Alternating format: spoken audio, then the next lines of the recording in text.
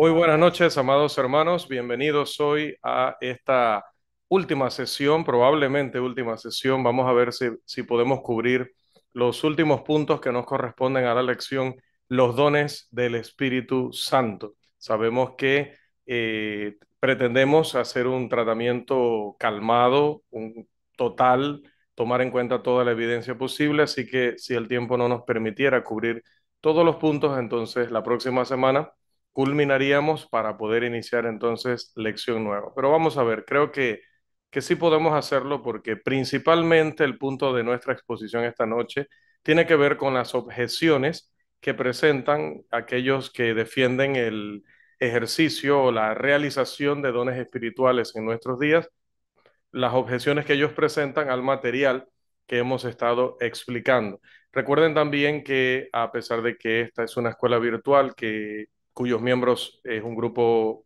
selecto o particular, también a través del canal de YouTube el curso llega a muchas más personas, así que para todas aquellas personas que nos escuchan, probablemente dentro de ellas hay alguna que quiera escuchar hasta el final, pero no está de acuerdo, entonces haya estado durante todo este tiempo pensando, no, esto no es así por tal razón, esto no es así por esta otra razón, pues hoy vamos a poder ver esos motivos. Creo que he recopilado todos y si queda alguno pendiente, recuerden que siempre está la posibilidad de, con respeto, con amor, como nos enseña la escritura, comentar debajo del video que vamos a subir para el día de mañana y poder entonces ver si la próxima semana tenemos oportunidad de responder. Nunca nos vamos a esconder de responder a una duda, a una pregunta, solamente que anteriormente no se ha hecho con respeto y es paradójico, ¿no? Alguien que dice ser cristiano, que dice que debemos respetar la Biblia, luego pasa por encima de un montón de textos bíblicos que dice que debemos contender con mansedumbre, que debemos contender con paciencia, que debemos contender con amabilidad y pues nos han tratado terriblemente, ¿no? Sin darnos oportunidad a nada. Así que bueno, invitamos a las personas también a suscribirse al canal, a compartir esta información. Si usted es una persona que está aprendiendo, si un miembro de la Iglesia de Cristo en algún lugar que está aprendiendo con nosotros en este curso y quiere que otros hermanos también se beneficien, puede también libremente compartir el video. Bien, hermanos, entonces vamos a retomar nuestra lección donde la dejamos la semana pasada.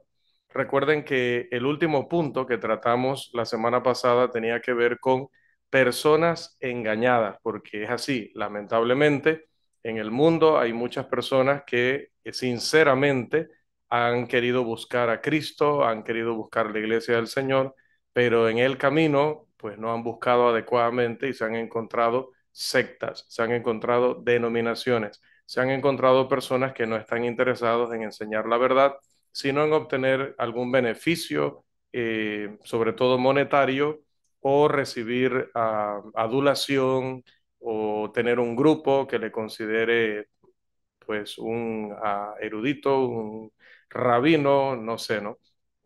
Y no, el objetivo de estas personas no es ayudar a los demás a conocer la verdad para obtener una entrada al cielo a través de las condiciones que ha puesto Cristo, sino pues seguir una religión que este hombre se ha inventado o que se han inventado otros y que él la promueve. Debido a eso, nuestra tarea también como predicadores del Evangelio es anunciar la verdad y enseñar la verdad, sobre todo en este tema que es sensible, muy sensible porque sé que es prácticamente el principal punto de la vida espiritual desde la perspectiva de los que están en estas denominaciones, es decir, que miden la vida espiritual de los miembros de estas iglesias, entre comillas, en el sentido de si realizan o no realizan milagros, si tienen manifestaciones milagrosas del Espíritu Santo o no. Si las tienen, son espirituales y son siervos especiales y van al cielo.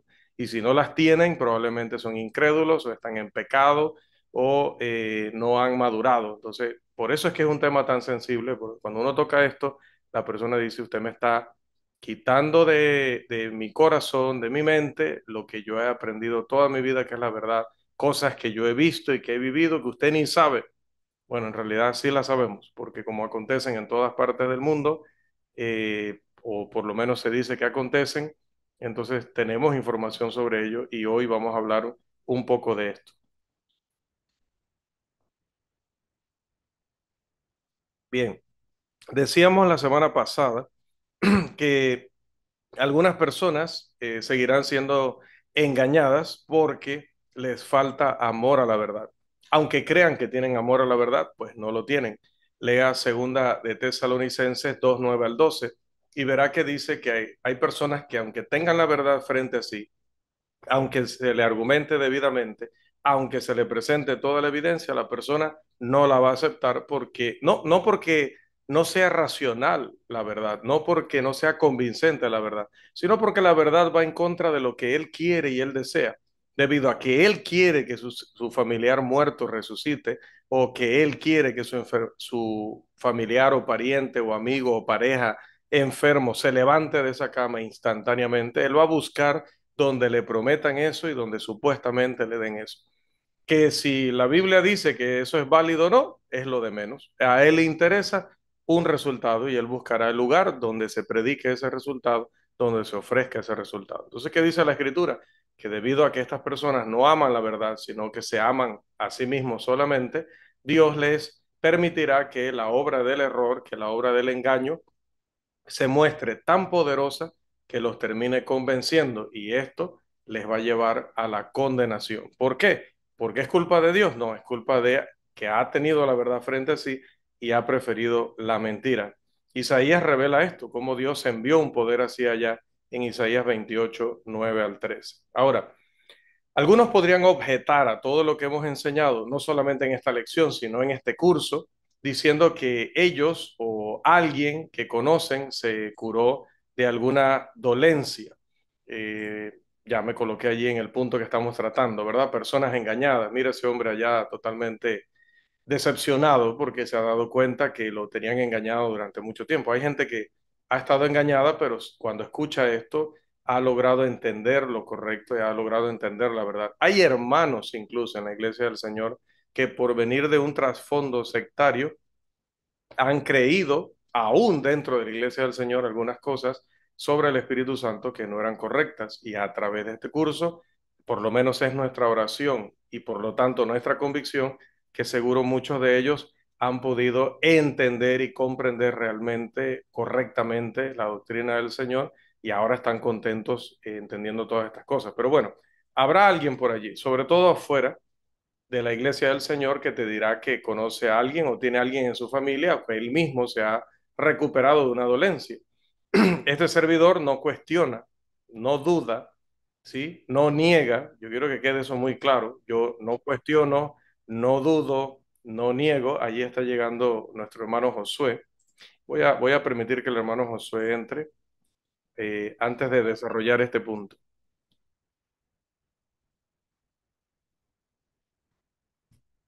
Allí está, le damos la bienvenida a nuestro hermano. Decíamos que respecto a lo que hemos enseñado en esta lección y en este curso, algunos podrían objetar a nuestra enseñanza que consideramos bíblica diciendo que él ha sido sanado de alguna enfermedad y que por eso cree lo que cree, o que un familiar, o que un amigo, o que alguien que él conoce ha sido sanado por medio de las acciones de los llamados sanadores de fe en la actualidad. Y quiero dejar claro que este servidor que tienen aquí enfrente no niega, no cuestiona, ni siquiera duda que haya algunas personas que realmente se hayan curado de alguna enfermedad. Note que digo al que realmente algunas personas, no dudo, que se hayan curado en estas iglesias frente a estos sanadores, entre comillas, de alguna enfermedad. Pero ¿por qué se han curado? Se han curado porque este hombre tiene ese poder, se han curado porque realmente lo que practicaron era lo que Dios quería y por eso Dios les bendijo con una sanidad milagrosa. No, la ciencia médica reconoce ahora lo que Dios afirmó hace muchísimo tiempo a través de la escritura, que el estado mental de una persona puede provocar en su cuerpo enfermedades.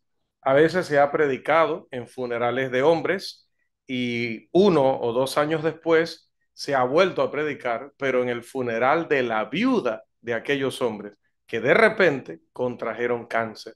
¿Sí?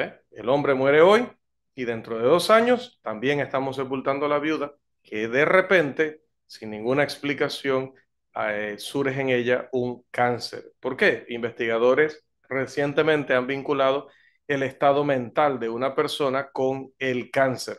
Es decir, una persona que sigue albergando miedo, tristeza, envidia, resentimiento y odio es más propensa a contraer cáncer. Sépalo, si no lo sabía. Se sabe desde hace algún tiempo que estas emociones causan dolores de cabeza, mareos, desmayos y ruborización. Las emociones afectan las funciones corporales.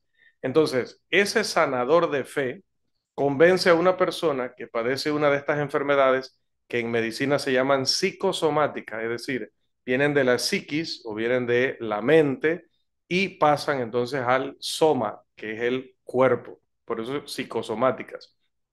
Estos sanadores convencen a una persona que sufre una enfermedad psicosomática de que ha sido sanada.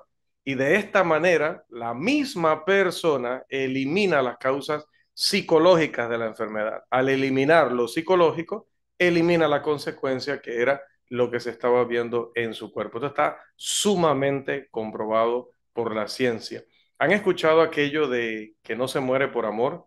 En realidad sí se muere por amor, no directamente por amor. El que ha dicho que no por amor tiene razón en que no literalmente por amor, pero sí por lo que provoca el amor en cuanto a las emociones, a veces en el sentido negativo, y cómo esto afecta el cuerpo. Una persona puede morir de lo que llamamos cabanga, depresión, por haber perdido a su pareja, por haber perdido a sus padres, por haber perdido un hijo. Empiezan a esas emociones a debilitarle y por esto su sistema inmune decae y por lo tanto empieza a enfermarse y muchas veces muere. Salomón enseñó esto hace aproximadamente 3.000 años, allá en Proverbios 17:22. El estudiante debe tener en cuenta las siguientes escrituras que hablan sobre cómo mantenerse saludable. Iba a incluirlas en la diapositiva y se me olvidó en realidad. Son Éxodo 15:26, puede anotarlo allí. A veces el hermano también lo anota acá en el chat. Éxodo 15:26, Proverbios 3, versos 1 y 2, Proverbios capítulo 7 y 8, o versos 7 y 8 del capítulo 3, versos 13 al 16 de ese mismo capítulo 3, capítulo 4, versículo 10, capítulo 9, versículos 10 y 11, capítulo 10, verso 27, capítulo 12, versículo 18, verso 18, a 13, versos 2 y 3, capítulo 14, verso 30, capítulo 15, verso 4, verso 13, verso 15, verso 17.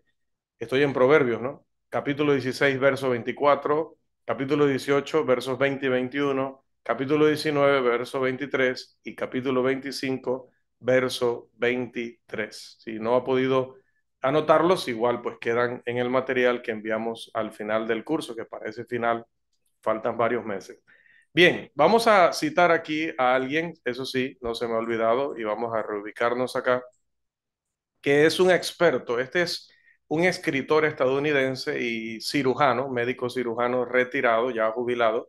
Él es una persona que se ha especializado en este tema de la recuperación de personas de cáncer y otras enfermedades gracias a que se logró resolver un asunto mental o psicológico en la persona y esto se tradujo también en una recuperación física. Bernie Siegel dice, además, cuando vemos cómo términos como remisión espontánea o milagro nos engañan y confunden, entonces aprendemos que estas sanaciones ocurren a través de un arduo trabajo. No son actos de Dios, se refiere a actos directos o milagrosos de Dios. Por eso prefiero términos como curación creativa o autoinducida, que enfatizan el papel activo del paciente. Este señor vio a muchas personas pasar por una recuperación que estaba basada en haber resuelto problemas emocionales. Él documenta cómo el estado mental de una persona afecta gravemente a su salud y lo contrario también, cómo se recuperan personas por haber resuelto estos casos o estas situaciones. Entonces, hablando de los sanadores de fe, ninguno de ellos resucitará a un muerto, o si lo resucita, siempre es allá donde ni usted ni yo podemos ir a verificar. Siempre te dicen, mira que allá en Honduras, en el pueblo tal, mira que allá en Brasil, en la ciudad tal, mira que, o sea, siempre es en un lugar donde usted y yo no podemos verificar. Y le digo algo, y créame que si usted y yo estuviéramos en una de esas ciudades que ellos mencionan, entonces mencionarían Panamá y mencionarían Costa Rica y mencionarían o de los lugares donde usted y yo vivimos o estamos en este momento, nos dirían entonces los otros lugares, ¿verdad? Si estamos en esos otros lugares, nos dirían dónde estamos. Y si estamos donde estamos, nos dirían aquellos otros lugares. La cosa es que nunca vamos a ser testigos, como en el Nuevo Testamento, de que realmente se resucite un muerto. Tampoco estos sanadores de fe restauran miembros perdidos, como se registra en la Biblia. Estas personas siempre van a seleccionar muy bien a quienes van a sanar, entre comillas, y solo se ocuparán de enfermedades que identifiquen como psicosomáticas. No crean que ellos llegaron a ser sanadores de fe de hoy para mañana. Estas personas han estudiado psicología, estas personas han estudiado cosas relacionadas con la psicología que de hecho no son buenas, no están escritas por creyentes, están escritas por personas que están más inclinados a enseñar sobre cómo manipular a las personas, cómo sugestionar a las personas. Y estas personas se han preparado en ello primero, han ensayado muchísimo, han fracasado muchísimo en el anonimato para luego aprender cómo hacen los grandes sanadores de fe que salen en televisión, que llegan a estadios, etcétera, y han ido perfeccionando su forma de querer mostrar que son sanadores de fe. Convenientemente se quedan sin tiempo para sanar cuando se encuentran con alguien que le falta un brazo o le falta una pierna, porque eso no lo podrán hacer jamás. Y eso demuestra que no son verdaderos sanadores. Pasamos entonces a nuestro siguiente punto, que es razonamiento falaz. Recuerde que lo falaz o la falacia tiene que ver con un razonamiento que no es adecuado, donde se cree una cosa de la cual se deducen otras y eso que crees no es verdadero o no es correcto. O por el contrario, tienes una base que sí es verdadera, que sí es correcta, pero no deduces adecuadamente de ella. Lo aplicas a un caso que no tiene nada que ver. Entonces, a eso se llama razonamiento falaz. No llevas a cabo un proceso adecuado de razonamiento. Entonces, hablando de este tema, se cometen varios errores por parte de aquellos que defienden que se están produciendo milagros en el siglo XXI. La mayoría de estos errores están relacionados con métodos defectuosos, insuficientes de interpretación bíblica.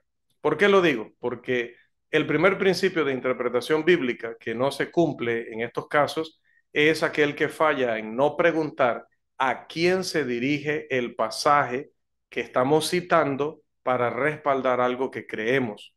¿El mandamiento de construir un arca es parte de la palabra de Dios o no es parte de la palabra de Dios? Creo que todos estaremos de acuerdo en que lo es, Génesis 6:14.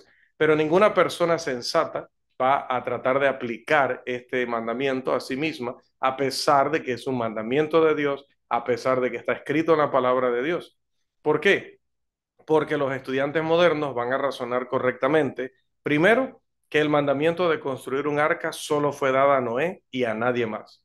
Y en segundo lugar, que ningún pasaje, ningún otro pasaje fuera de Génesis 6, ni allí en Génesis 6, se insinúa que este mandamiento dado a Moisés tendría aplicación o pertinencia a personas que no fueran Noé y su familia. Por lo tanto, los estudiantes modernos concluyen a partir del primer y segundo punto que este mandamiento ya no es obligatorio para los hombres. Esa es una manera adecuada de razonar. Muchos son culpables de no aplicar esta regla de estudio cuando toman pasajes de la Escritura que solo se aplican a los apóstoles y que intentan aplicarlos al hombre moderno. El segundo principio de interpretación bíblica que no se cumple es el principio de considerar todo lo que la Biblia dice sobre un tema antes de llegar a una conclusión. Anoche me preguntaba una hermana, o quizás fue hoy en la tarde, a veces pierdo la noción de cuándo fue que me llegó una información, um, que es ¿Cómo le respondía a ella una persona que tomaba solo Romanos 10 9 y 10 que dice que si confesamos con nuestra boca que Jesús es el Señor, somos salvos, para explicarle a esa persona que el plan de salvación no es solo eso? Bueno, precisamente le decía a la hermana, eso sucede porque la persona no está tomando en cuenta toda la evidencia sobre ese tema, es decir, todos los pasajes de la Escritura que hablan sobre el mismo punto. Si solo confesar al Señor nos lleva a la salvación, si tomáramos solo ese texto aislado de los demás, concluiríamos o tendríamos que concluir que la persona no necesariamente tendría que creer en Jesús, porque dice, si confiesas, eres salvo. Entonces, yo puedo decir, Jesús es el Señor, eso es una confesión, pero no creerla. Ahora, si alguien dice, bueno, pero el pasaje también habla de creer, bueno, vamos a concederle que el pasaje habla de una confesión creyendo. Pero el pasaje no habla de arrepentimiento, por lo tanto, esta persona estaría diciendo que alguien puede ser salvo sin estar arrepentido de sus pecados. Esta persona estaría diciendo que alguien podría entrar al cielo con todos sus pecados, algo que sabemos que la Biblia niega rotundamente. De la misma forma, si tomáramos solo un pasaje que hablara del bautismo, como 1 de Pedro 3:21, que dice el bautismo que corresponde a esto ahora nos salva. Nos, N-O-S, nos salva. 1 de Pedro 3:21. Si tomamos solo ese pasaje, entonces nos vamos a ir a meter al agua como iban a hacer los fariseos y salir del agua diciendo que ya tenemos todos nuestros pecados perdonados. Pero sabemos lo que Juan les dijo, el bautismo no es suficiente. Tienen que creer, tienen que arrepentirse de sus pecados. En el caso del plan de salvación, confesar que Jesús es el Señor. Entonces, no puedes tomar un pasaje que habla de la confesión y decir que ahí está todo lo que la Biblia habla de la salvación. Como tampoco puedes tomar un pasaje que habla del bautismo y decir que allí trata todo lo que habla de la salvación. ¿Qué es lo cierto? Lo que dice David en el Salmo 119, 160. La suma de tu palabra es verdad. Entonces, si un pasaje dice que soy salvo en el Nuevo Testamento, confesando a Jesús como Señor, y otro pasaje dice que soy salvo arrepintiéndome de mis pecados, y otro pasaje dice que soy salvo creyendo en Jesús, y otro pasaje me dice que soy salvo bautizándome. Y entonces, ¿a qué conclusión me lleva eso? Que escuchando el Evangelio, debo creerlo, debo arrepentirme de mis pecados, debo confesar a Jesús como Señor y debo bautizarme en su nombre para el perdón de los pecados. Entonces, sumando toda la palabra, veo que hay un método, hay un plan, hay unos pasos que Dios me ha dejado. Entonces, lo mismo aplica a todo tema. Satanás no siguió este principio de sumar la palabra cuando le citó a Jesús o cuando tentó a Jesús pidiéndole ya en Lucas 4:3 que creara pan para poder alimentarse luego de 40 días de ayuno. Pero Jesús le cita otro pasaje, Deuteronomio 8:3, para demostrar que el diablo no consideró todas las escrituras. Cuando luego lo tienta a lanzarse del pináculo del templo, le cita una escritura, pero Jesús, para responderle, le cita otra escritura para que el diablo otra vez viera que no estaba considerando todas las escrituras. ¿Cómo aplica esto a nuestro tema? Los defensores de los milagros modernos citarán varios pasajes de la Escritura que hablan de la realización de milagros y van a suponer, van a asumir que han demostrado que los milagros se están produciendo ahora, en el siglo XXI. Todo creyente en la Biblia está de acuerdo en que se realizaron milagros en los tiempos en que se escribió la Biblia, pero la pregunta en cuestión es si la Escritura establece una limitación temporal para la duración de los milagros. Esta pregunta ya la hemos respondido afirmativamente en secciones anteriores de este curso y en otros cursos relacionados. Así que pasemos a la parte gruesa de esta sesión que tiene que ver con las objeciones que nos van a presentar sea los que realizan supuestos milagros modernos o aquellos que se han beneficiado de ellos supuestamente o quienes por un motivo u otro los defienden. Vamos a ver cuáles son estas objeciones, porque los defensores de los milagros modernos han sido conocidos por presentar varios argumentos contrarios a nuestra enseñanza de que los dones espirituales, los dones milagrosos, cesaron en el primer siglo. Todas estas objeciones, hago la salvedad, contienen falacias que vamos a exponer cada una de manera clara.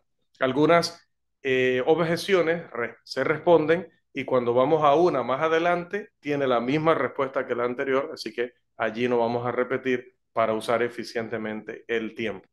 Vamos a la primera de ellas. Recuerda que estamos hablando objeciones de los supuestos sanadores de fe o de aquellos que los defienden. Voy a ver dónde me puedo ubicar que no interrumpa la lectura. Vamos a ver, porque aquí va a cambiar dependiendo de cuánto contenido hay en cada diapositiva. Si no, pues me quito de allí para que puedan ver bien la presentación. La primera de ellas, la primera que vamos a considerar es que se suponía que los creyentes harían obras mayores que Cristo. Por lo tanto, ellos concluyen que eso significa que realizarían milagros más grandes o más poderosos que Jesús. El texto usualmente utilizado para probar esta afirmación es el que tienen en pantalla, Juan capítulo 14, los versículos 10 al 12. ¿Algún hermano desea hacer esta lectura?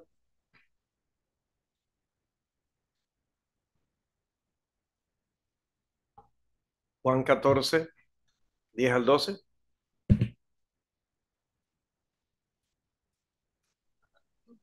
¿No ver, crees hermano que Irving. yo,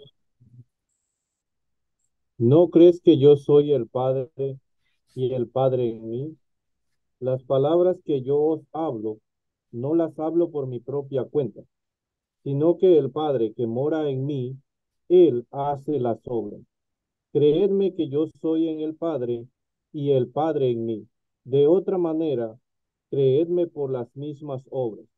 De cierto os digo, el que en mí cree, las obras que yo hago, él las hará también. Y aún mayores hará, porque yo voy al Padre. Gracias, hermano. Alguien que le diga a Rafael allí que no voy a explicar eso de cómo el Padre mora en el Hijo. Lo que vamos a tomar de este texto es lo que dice al final, las obras que yo hago, Él las hará también y aún mayores hará porque yo voy al Padre. Ahora, la primera falacia de esta objeción es que no reconoce que otros pasajes afirman que hay una limitación temporal para los milagros. Ya hemos estudiado en este curso cuáles son esos pasajes que hablan claramente de un fin dentro del primer siglo para los dones milagrosos, así que no vamos a entrar en ello hoy. La segunda falacia consiste en asumir que la palabra obras, note que ahí no dice ni señales, ni prodigios, ni milagros, dice obras. Entonces estas personas asumen que obras son milagros y eso es una falacia porque obras no tienen que ser milagros. La palabra obras no siempre se refiere a eso, aunque en algunas ocasiones sí.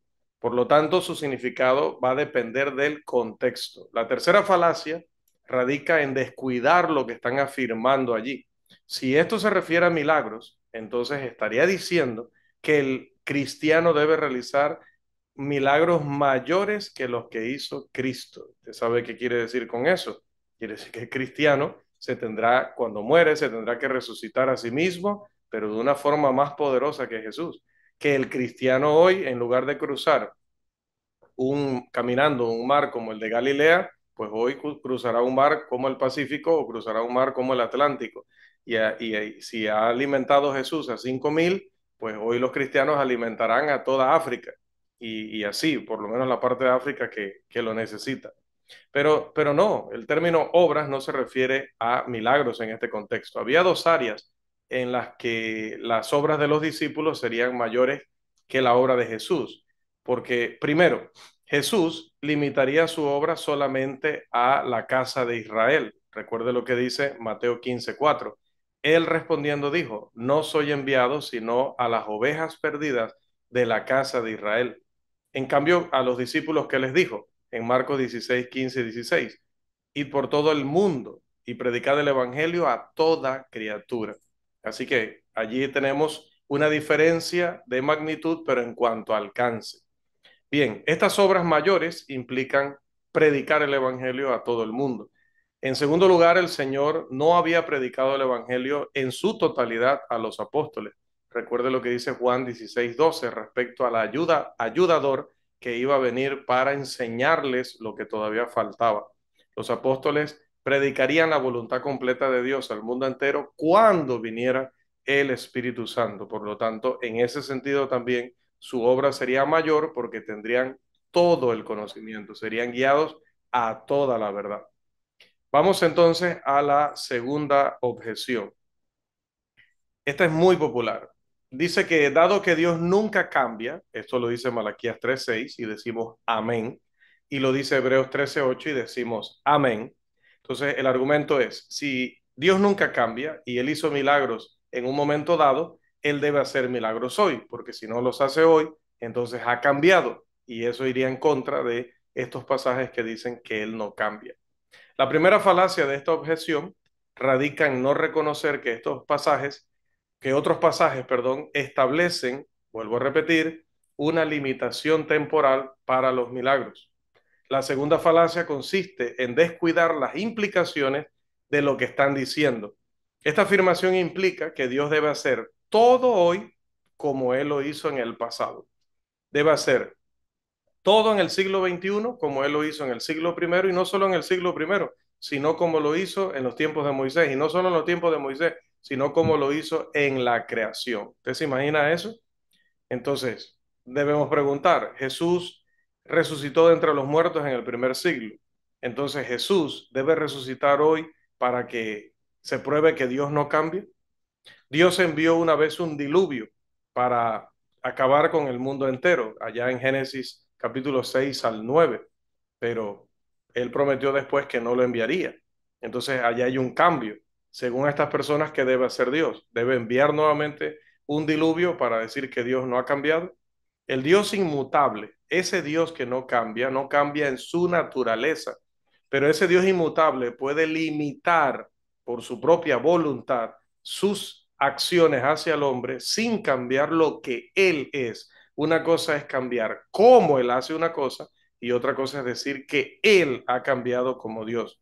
Esta afirmación de estas personas implicaría que Dios tendría que todavía en este momento y inspirar personas para que también sigan escribiendo la Biblia, porque si lo hizo en el primer siglo y porque si lo hizo en los tiempos del Antiguo Testamento, entonces tendría que seguir haciéndolo hoy. Si Dios habló audiblemente frente a una multitud, entonces también tiene que hacerlo hoy, porque si no, Dios ha cambiado. No podemos confundir la naturaleza de Dios con las acciones de Dios, y más cuando Él es el que ha decidido el cambio. Vamos a la tercera objeción. A ver, voy hacia atrás porque estaba allá abajito. La tercera objeción es que se está negando el poder de Dios al decir que Él ya no realiza milagros. Esta objeción, amados, contiene las mismas falacias de la segunda objeción. Esta afirmación implica que si alguien dice que Dios ya no crea hombres a partir del polvo de la tierra, como lo hizo allá en Génesis 2:7, entonces esa persona que niega que Dios cree hoy hombres del polvo de la tierra está negando el poder de Dios. Hermanos, Juan ciertamente reconoció que Dios todavía tenía el poder de crear hombres de la nada, si quería. Por lo menos en Mateo 3:9, lo tenemos allí abajo, dice que él podía crear hijos para Abraham a partir de unas piedras que tenía Juan el Bautista allí enfrente. Pero no por eso, no porque él lo puede hacer, lo va a hacer.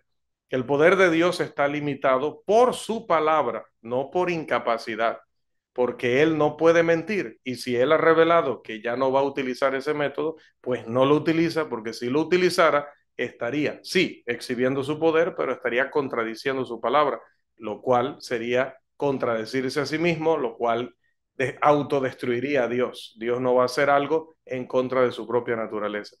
Dado que Dios ha afirmado que los milagros cesarían, y ya eso está súper probado en este curso y en otros que hemos dado, no decir que Él no hace hombres hoy a partir del polvo o decir que no hace ningún tipo de milagros hoy, no es negar su poder. Al igual que afirmar que Dios no está creando más mundos, no es decir que Dios ha perdido su poder o que ya no tiene poder.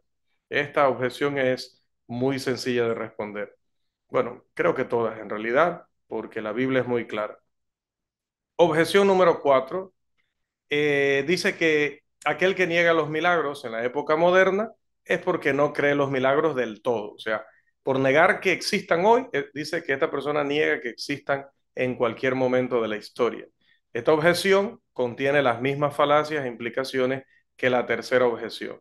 Pero otra falacia que hay aquí es que una afirmación así implica que los milagros no pueden cesar nunca, sin implicar que uno no cree en los milagros. Pero es que la Escritura dice que sí iban a cesar y que iban a cesar cuando se diera toda la revelación del Nuevo Testamento. Y esa revelación ya la tenemos con nosotros. Ese Nuevo Testamento ya está completo y es perfecto y no necesita volver a ser confirmado.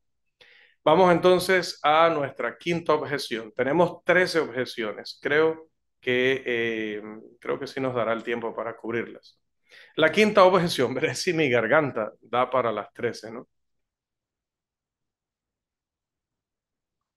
La quinta objeción es que uno está tentando a Dios al cuestionar que se estén haciendo milagros hoy. Cuando yo digo, eso no es un milagro, dice que estoy tentando o estoy desafiando a Dios, estoy poniendo a prueba a Dios. Esta objeción contiene las mismas falacias que contiene la segunda objeción. Una tercera falacia es descuidar el mandamiento o los mandamientos de probar los espíritus, como se nos enseña en Primera de Tesalonicenses 5:21 y en Primera de Juan capítulo 4, versículo 1. Esto ya fue discutido en la sección de personas engañadas en nuestra primera sesión, así que no lo vamos a repetir ahora. Por lo general, el que objeta así responde que Jesús no siempre daba una señal o una respuesta similar a esa. Pero se le pidió al Señor que diera una señal y respondió dando señales en pasajes como Mateo 12:38, 16:1, Marcos 8:11. Tome en cuenta el pasaje paralelo de Marcos 8:11 en Mateo, también en Juan 2:18 y en Juan 4:48. Así que no es cierto que el Señor cuando se le pidió señales no las dio. Por eso hoy cuando usted pida señales a estas personas y no las den, no le pueden salir con esa excusa, porque el Señor, cuando fue solicitado de señales, sí las dio. Hubo ocasiones en las que no, es cierto, pero sí las dio. A Jesús se le solicitó que realizara una señal después de haber hecho un milagro allá en Lucas 11:16. Acababa de hacer un milagro. También le pasó lo mismo en Juan 6:30. Acababa de alimentar a estas multitudes y la gente todavía le pedía señal. Jesús no dio una señal al malvado Herodes allá en Lucas 23:8. Es evidente que Jesús generalmente daba una señal cuando se le pedía hacerlo. Así que esta quinta objeción también contiene la falacia de suponer lo que ella misma pregunta. Vamos entonces a nuestra sexta objeción. Vamos por la mitad. La sexta objeción es que Dios ha prometido dar al cristiano lo que él pida en oración. Interesante, ¿verdad? Citamos Mateo 21:22, dice, y todo lo que pidiereis, se me está olvidando el castellano, ¿eh? Y todo lo que pidiereis en oración, creyendo, lo recibiréis. Note que dice todo. Este es el texto habitualmente citado para afirmar esto, ¿no? Este argumento contiene las mismas falacias que la segunda objeción. El objetor también es culpable de suponer lo que pregunta. Si uno ora por algo que Dios no ha prometido dar, está orando de manera equivocada.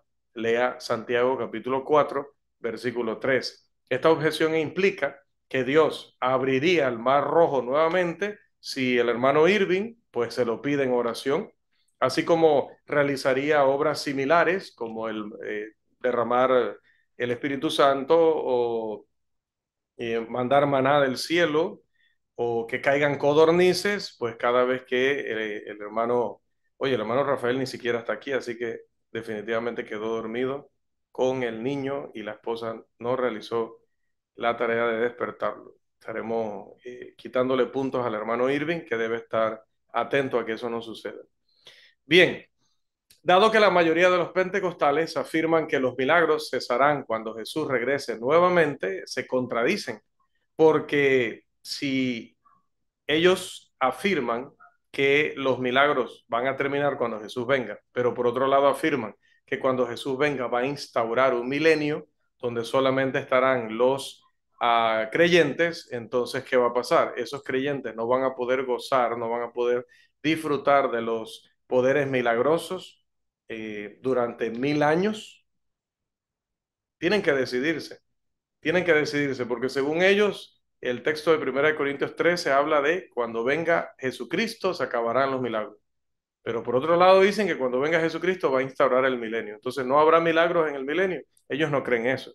Entonces o tienen que abandonar una o tienen que abandonar otra. Yo les recomendaría abandonar las dos, porque la doctrina bíblica lo que dice es que los dones milagrosos finalizarían cuando llegara lo perfecto, no el perfecto como si se refiriera a Jesús, sino lo perfecto. Es una cosa, es un neutro y se refería a la revelación completa del Nuevo Testamento.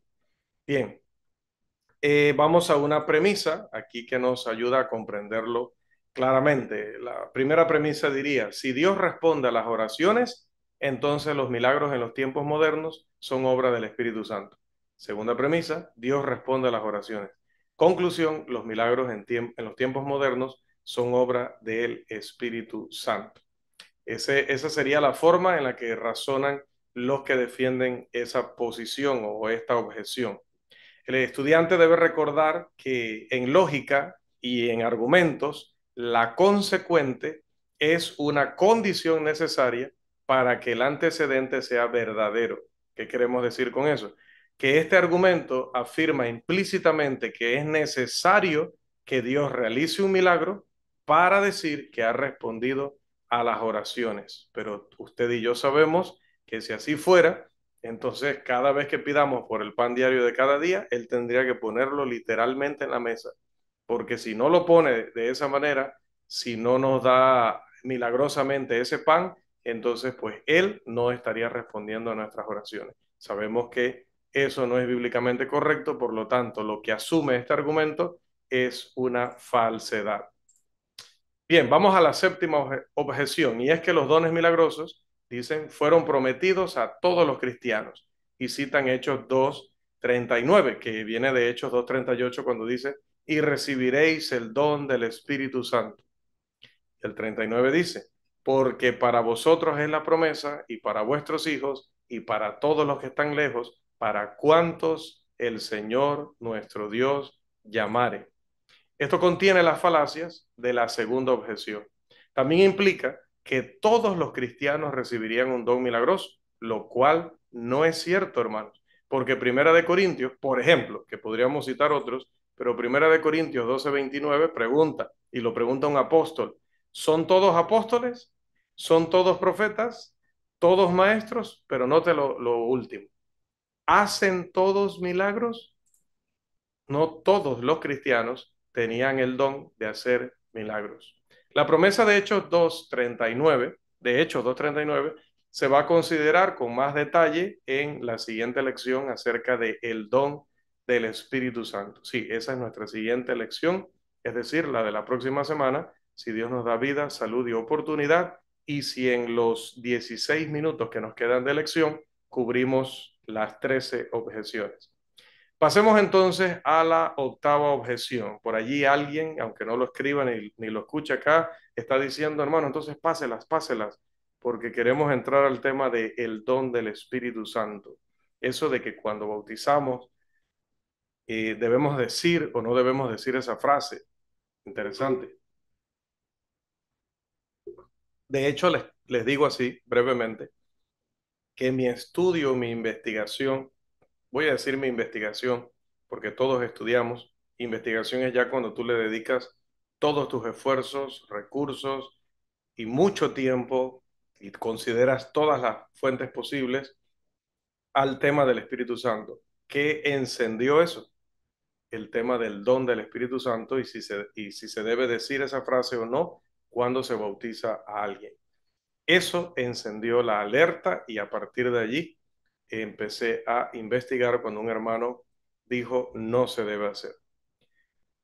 Así que bueno, vamos a entrar al tema que despertó todo lo demás, por lo menos en este servidor. Bien, pasemos a la octava objeción, y es que los dones milagrosos fueron dados, dicen con el propósito de convertir a las personas al Evangelio, ¿no? Pero esta objeción ya fue respondida en la lección 5. No hay una sola persona en la historia de la era cristiana que haya sido convertida por una operación directa y milagrosa del Espíritu Santo. Eso no existe. Es más, lo que sí existe es que se manifieste el poder milagroso en una persona que no esté convertida. Y allí en pantalla pueden ver los ejemplos. Balaam profetizó y no era una persona convertida. Era un terrible ser que de hecho es citado por Pedro y citado por Judas como ejemplo de los herejes. También el rey Saúl, que aunque era ungido por Jehová, o el ungido de Jehová, ya sabemos cómo andaba allá en 1 Samuel 19 cuando profetizó. Ya en el 15 le habían dicho lo que le habían dicho. También tenemos el caso muy peculiar de Caifás, el sumo sacerdote, que profetizó acerca de la muerte de Cristo. Pero, hermanos, usted y yo estaremos de acuerdo, y todo el que vea luego este video estará de acuerdo en que Caifás no era una persona convertida. Pasemos, pues entonces totalmente se derrumba esta objeción. Objeción número 9. Esta dice que no se puede predicar todo el Nuevo Testamento si una parte de él, los milagros, ¿no? Se ha cumplido o ya ha cesado. Dice, si eso cesó, bueno, entonces cesó todo el Nuevo Testamento y cesó el Evangelio, entonces ya dejemos de predicar. Claro, lo dicen de manera irónica, ¿no? Esta objeción contiene las falacias de la segunda objeción, así que usted solo repasa lo que respondimos allá. Pero esta objeción también implica que, dado que la muerte, sepultura y resurrección y ascensión de Cristo se cumplieron, entonces no se puede predicar sobre estos temas. Y si no se puede predicar sobre estos temas, entonces no prediquemos el Evangelio, definitivamente. Ve cómo llevar estos argumentos a mayor profundidad, a un razonamiento adecuado, hace ver que son totalmente unos disparates. La concepción milagrosa de Cristo, que profetizó Isaías en Isaías 7, también ya se cumplió. Entonces, tampoco podemos predicar del nacimiento virginal de Jesús. Estas personas generalmente se llaman así a sí mismas predicadores del evangelio completo. No sé si por ahí en su comunidad o en zonas que ha visitado los ve, pero colocan así, dice, los predicadores del evangelio completo. ¿Por qué? Porque dicen que nosotros no predicamos el evangelio completo al no predicarlo con los milagros modernos. Entonces, esto nos lleva también a un argumento. Vamos a ver el argumento. Dice, si, primera premisa, si una parte del Nuevo Testamento se ha cumplido, entonces no se puede predicar todo el Evangelio. Segunda premisa, una parte del Nuevo Testamento se ha cumplido. Dicen ellos, según ustedes, la parte de los milagros. Entonces concluyen, no se puede predicar todo el Evangelio. Hermanos, es muy desafortunado que este mismo argumento haya sido presentado por algunos hermanos muy capaces, muy honestos, muy buenos hermanos, que argumentan o que enseñan la morada personal del Espíritu Santo. Pero así estamos y así andamos, y que el Señor nos dio 3, los versos 2 al 4, que dice, bendice alma mía Jehová y no olvides ninguno de sus beneficios. Él es quien perdona todas tus iniquidades, el que sana todas tus dolencias, el que rescata del hoyo tu vida, el que te corona de favores y misericordias. Entonces usted ve allí el que te sana el que te sana todas tus dolencias. Esa es la frase que les gusta allí. También citan Isaías 53, 4 al 5, que lo veremos a continuación, Mateo 8, 17, Lucas 5, 14 al 16 y Primera de Pedro 2, 24.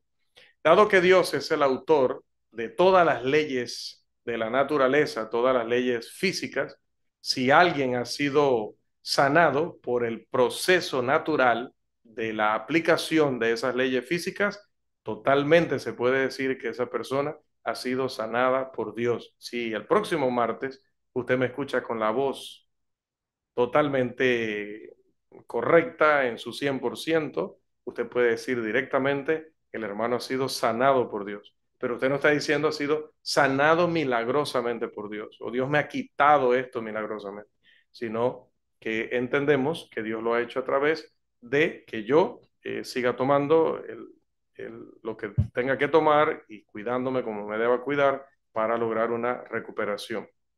También recuerde que Pablo le dijo a Timoteo que tomara medicina, allá en 1 Timoteo 5:23, lo cual iba a hacer que las leyes físicas operaran en él para que su cuerpo pudiera recuperar su salud y de esa manera también Dios lo estaría sanando. También la sanidad no milagrosa, la sanidad no milagrosa fue prometida por Dios en el Antiguo Testamento, en Éxodo 15:26. Anótelo y luego por allí lo lee, que ya nos quedan 9 minutos y 3 objeciones.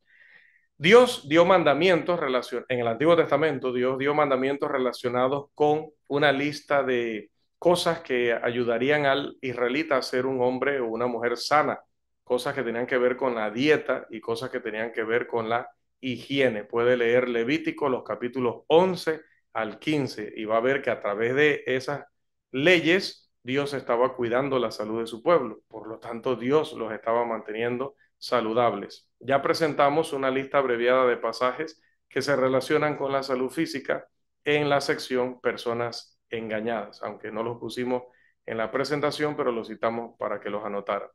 También, hermanos, sabemos que varios cristianos del primer siglo se enfermaron y no fueron sanados. En Filipenses 2:25 al 27, en 2 de Timoteo 4:20 y en 2 de Corintios 12:8. Esta doctrina implica que un hombre es malvado si se enferma y que es justo si es un hombre sano. Este error ha llevado a algunas personas a rechazar el tratamiento médico que deberían recibir él y sus hijos solo porque está esperando que Dios les sane directa y milagrosamente. También, hermanos, esto ha llevado a hermanos incluso a no querer recibir benevolencia de parte de la iglesia, a no querer recibir o ser llevados a un centro médico para poder atenderse o tomar medicamentos en casa, porque están esperando que a través de mucha oración y mucha oración Dios directamente y milagrosamente les sane. Y, hermano, eso no va a suceder. De esa manera no. Pasamos a la siguiente objeción. Número 11. Dice que ellos no pueden realizar milagros cuando les pedimos. Esto es cuando les exigimos. Bueno, hágase un milagro allí, pues. Si usted verdaderamente viene de Dios, entonces haga un milagro aquí que yo lo quiero atestiguar. No me hable de lo que ha hecho en otros lugares, no me hable de la televisión, que eso se presta para muchas cosas. Hágalo aquí, donde estamos todos nosotros para ser testigos. Entonces ellos dicen, no, mire, ahorita no lo puedo hacer porque ustedes son incrédulos y no se pueden hacer milagros frente a incrédulos. Pero hermanos, en la sección titulada La naturaleza de los milagros, tenemos información útil que responde poderosamente a esta objeción. Ahora, podemos decir que Jesús realizó milagros frente a incrédulos. Por favor, leamos Mateo 12, 9 al 13. Alguien que nos colabore allí con la lectura. Mateo 12, 9 al 13.